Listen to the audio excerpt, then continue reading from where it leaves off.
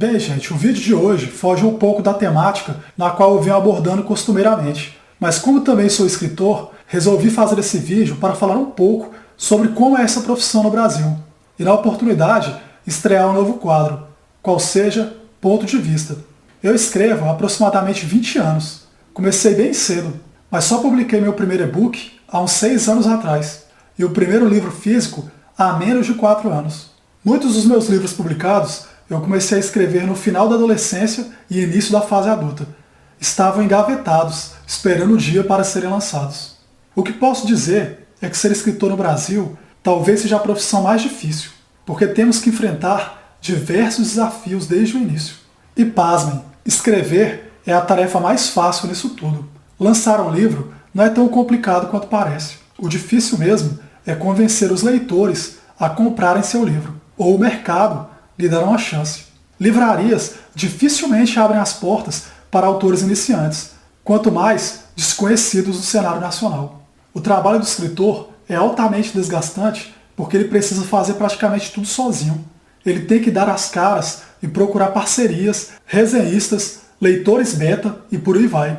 Sem esquecer que na maioria das vezes o escritor não conta com o apoio de grande parte da família ou dos amigos. É preciso ter paciência e lutar a cada dia para tentar mudar o cenário nacional. O problema nisso tudo é que grande parte dos brasileiros vê os livros como um gasto e não como um investimento, ou mesmo uma forma de entretenimento saudável. Pesquisas sérias apontam que mais de 50% da população brasileira jamais leu um livro sequer. Cerca de 70% não frequentam museus ou teatros. A nossa cultura hoje é basicamente uma monocultura baseada apenas na música e olhe lá, pois a porcentagem de quem vai a shows é também muito baixa. Muitos brasileiros só leram apostilas ou material destinados a concursos públicos, e livros apenas os universitários. A parcela de leitores ativos não é tão grande quanto se imagina. Em consideração à população do nosso país, que hoje são mais de 200 milhões de habitantes, a quantidade de leitores assíduos pode parecer alta, mas ainda é ínfima, é diminuta. No passado, essa parcela era muito maior. De fato, até o final dos anos 80, era muito comum conhecer pessoas que liam ao menos 50 livros por ano. Hoje, raramente encontramos alguém que tenha lido ao menos 10 livros nesse mesmo período. O único entretenimento que ainda se mantém firme no que diz respeito à arte é o cinema. A sétima arte é ainda bastante conceituada e requerida. Contudo, mesmo cinéfilos de plantão não leram a maior parte dos livros que inspiraram os filmes. O cinema só existe por conta do roteiro, e grande parte dos roteiros, desde sempre, foram e são baseados em livros, histórias em quadrinhos, dentre outros. Para se ter uma ideia da gravidade da situação, no ano de 2013, o jornal The New York Times publicou uma matéria chocante, cujo título era o seguinte: ser escritor é a profissão mais patética do Brasil. O pior vinha logo depois, no corpo da reportagem, quando constava o seguinte texto: quando estiver no Brasil, não conte a ninguém que você é escritor. Isso porque, além de ter o crédito negado no mercadinho do bairro, os brasileiros quase certamente vão rir de você e perguntarão imediatamente: não, sério, o que é que você faz para viver? E na verdade, embora a matéria tenha sido impactante, ela de fato mostra a realidade nua e crua que os escritores vivem no Brasil. Dificilmente você conseguirá se sustentar sendo apenas escritor, pois essa profissão é ainda vista com desdém em nosso país. É muito comum as mães dos aspirantes a escritores falarem para os filhos pararem de escrever, pois a maioria delas acredita que esse ofício não dará nenhum retorno ou não garantirá o futuro de seu filho. Existem escritores brasileiros que conseguiram construir uma carreira sólida dentro e fora do Brasil, mas na verdade eles ainda fazem mais sucesso em outros países do que propriamente em terras tupiniquins. Escritores como Machado de Assis, Paulo Coelho, Jorge Amado, Clarice Lispector, Carlos Drummond de Andrade, por exemplo, são exceção à regra. É claro que se pegarmos um papel e fizermos uma lista de escritores nacionais de renome, a lista será enorme. O Brasil tem muitos poetas, dramaturgos, novelistas e escritores de outros gêneros extraordinários. O que pesa em nosso país é algo que poucos terão acesso: o marketing pessoal. Infelizmente, ainda que você tenha um talento notável para a escrita, se não fizer ou não puder bancar uma assessoria literária de qualidade, a fama não baterá à sua porta. Sei que não fica muito interessante me usar como exemplo, mas durante toda a minha vida escolar, eu sempre fui muito elogiado nas redações, nos textos e nas histórias que os professores pediam para a gente fazer ou mesmo contar. Alguns chegaram a duvidar se aqueles textos tinham sido realmente escritos por mim. Uma professora chegou a comentar que eu tinha um dom nato para a poesia.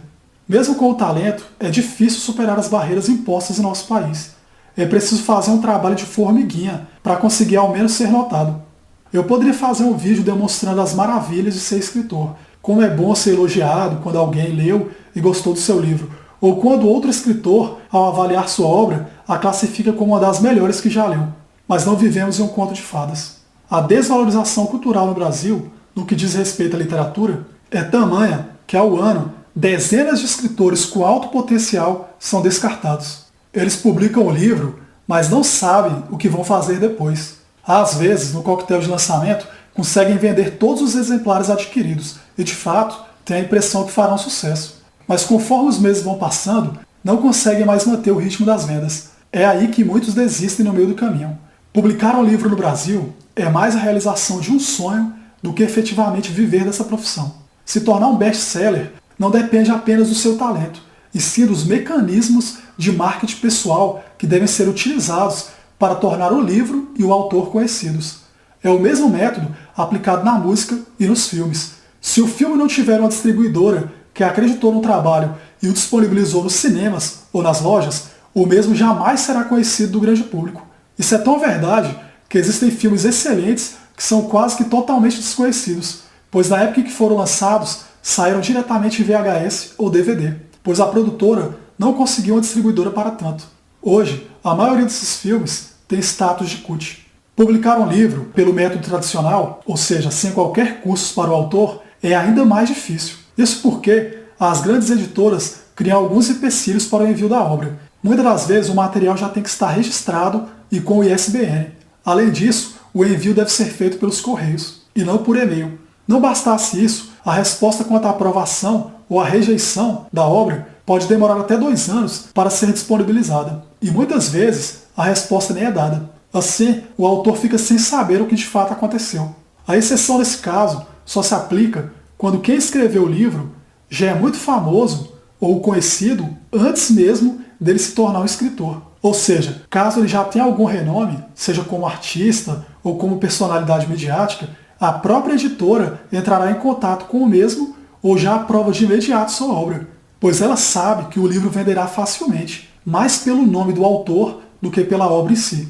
Ademais, muitas editoras hoje preferem fazer o trabalho de tradução de grandes obras que são sucesso na Europa, na Ásia e nos Estados Unidos, do que apreciar um trabalho de um escritor iniciante. Mesmo as livrarias preferem ter no catálogo livros já altamente reconhecidos e rentáveis, a maioria internacionais, do que arriscar em um livro nacional. A falência de muitas livrarias se deve justamente a isso, pois essas empresas costumam disponibilizar somente livros caros e famosos, cujo frete chega a ser quase o preço do próprio livro, quando o valor não é superior a ele. A melhor opção para o leitor é escolher o envio por registro módico, que é seguro e muito mais barato, ou então comprar o livro em sua versão digital. No entanto, o e-book é ainda objeto de muito preconceito por grande parte dos leitores brasileiros, ainda que muitos deles passem horas no tablet ou no celular usando os mais variados aplicativos. Aí dizem que quando vão ler algo no aparelho, as vistas cansam ou doem. Eu particularmente já li muitos e-books e nunca tive problema com isso. Baixando o aplicativo correto e regulando a iluminação de fundo do dispositivo, a leitura é confortável.